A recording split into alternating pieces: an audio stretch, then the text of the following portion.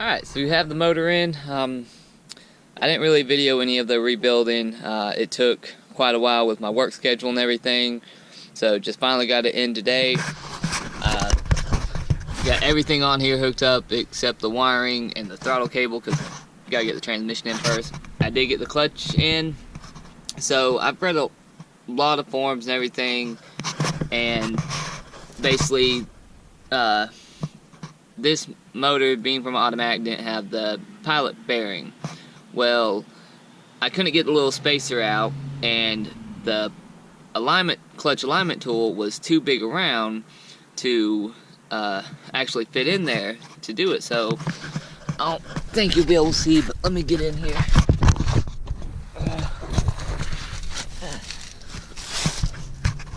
Alright. See that hole? Very hard to see. I don't have my flashlight on. There it is. Well, I end up drilling that out and then kind of grinding the alignment tool to get in there, and then just kind of held up in there, got it as even as I could by looking, and bolted this on there. It moved one time. It didn't look right, so I unbolted it, moved it back, I believe up this way a little bit, got it right. We stabbed the transmission, and it fit perfectly in there. So I've read a lot that you had to cut this off. I didn't. We'll see what happens. But yeah, everything is back in. Everything's hooked up for this, at least. Let me try to get back out from under here. Got it as much pressure washed as I could.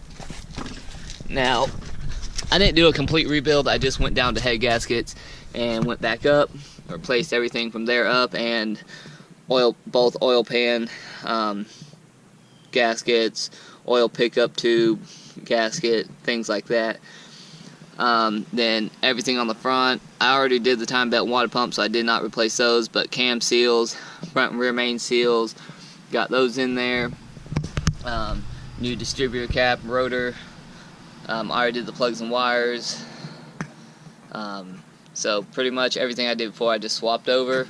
But yeah, here is so far the finished product for the motor. I actually had to tear the transmission apart because, well, let me show you. So it came with a new release bearing. The other one, let me go get it real quick. The other one was completely broken and rusted and old, and you don't want to reuse that anyways. Well, as I was doing that thing is a pain to get out. If someone knows the easier way, please comment and let me know. But it basically fits really tight in here. You gotta get this pin out, take this bolt out, get this pin out, pull all that off. This pin was a pain. They have a hole on this end for it to come out, but nothing, I about fell, nothing on that end to push it out this way. So I end up twisting it, messing it up a little bit, putting a piece on here and just trying to hit it out. Could not get it, but so far. So I ended up drilling a hole on this end. I don't know what size the drill bit was, but I just did a 1/4 inch extension, long extension. It was at an angle a little bit. Let's see, where are you?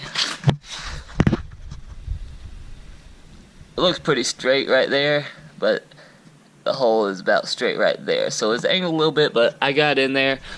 Finally beat that out, got it put back in. That was a very big pain. Well, as I was putting that all back in, I rolled it over and I could hear the sound like a ball bearing rolling around in there. So I ended up having to take the transmission apart. As soon as I pulled this case up, you got the diff right here. This was just rolling on the ring gear. And I was like, where does that go? Just looking, then looking at it, it looked like it would fit perfectly in those gears. So I went and looked. This is the end of a CV axle. Somehow it snapped off and went down in there, and apparently when I was beating that out, it knocked it loose from wherever it was, which is good. But I did have to take this apart and get it out. But yeah, somehow this snapped off. Don't know how, but Got the transmission put back together. It's all ready to go in. I'm just waiting on the new RTV to settle and get stiff so I can finish the tighten down so it makes a gasket, and we're ready to put it in. So stay tuned.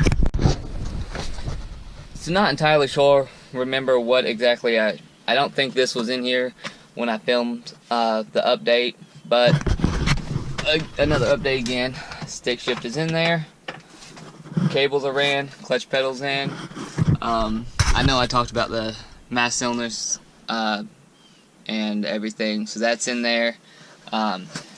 Doing the swap, there's a lot. Basically, the wiring harness is somewhat the same. I mean, obviously different plugins for the transmission, and that's why I did the wiring harness, so I didn't have to tap into anything.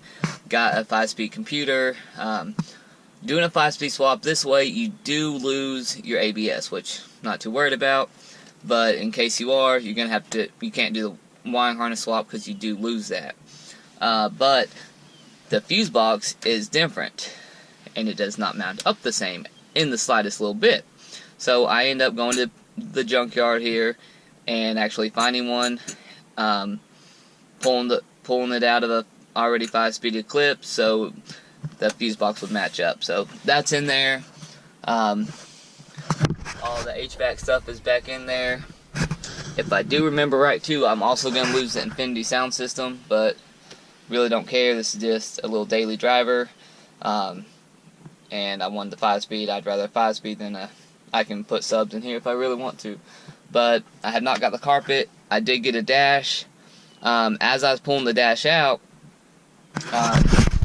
basically these Eclipses are very prone to cracking dashes, and it cracked in lots and lots of pieces, let's just say. Not quite hundreds of pieces, but I'd say at least 20 to 30 pieces probably. Tiny ones. Well, I was attempting to melt it back together with a plastic welder. It wasn't working so well.